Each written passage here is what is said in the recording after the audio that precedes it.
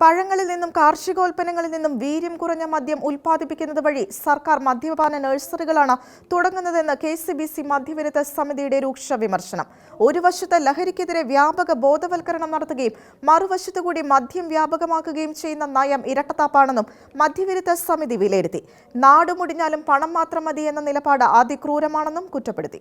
എല്ലാവിധ ലഹരികളെയും ഒഴിവാക്കാനാണ് സർക്കാർ ശ്രമിക്കേണ്ടതെന്ന് എടുത്തുപറഞ്ഞ KCBC മദ്യവിരുദ്ധ സമിതി വീര്യം കുറഞ്ഞ മദ്യം ഉൽപ്പാദിപ്പിക്കുന്നത് വഴി സ്ത്രീകളെയും കുട്ടികളെയും കൂടി മദ്യാസക്തരാക്കാനാണ് സർക്കാർ ശ്രമിക്കുന്നതെന്നും ചൂണ്ടിക്കാട്ടി. ഇതുമൂലം സർക്കാർ ആരംഭിക്കുന്നത് മദ്യപാന നഴ്സറികളാണെന്നും പ്രതിഷേധ ധർണയിൽ വിമർശനമുയർന്നു. വ്യക്തികൾ നശിച്ചാലും നാടുമുടിഞ്ഞാലും പണം മാത്രം മതിയെന്ന നിലപാട് അതിക്രൂരമാണ്. മദ്യവും ലോട്ടറിയും മുഖ്യ വരുമാനമാക്കിയ സർക്കാർ മദ്യപാനശക്തി വർദ്ധിപ്പിച്ച് ഖജനാവ് നിറയ്ക്കാനാണ് ശ്രമിക്കുന്നതെന്നും കുറ്റപ്പെടുത്തി.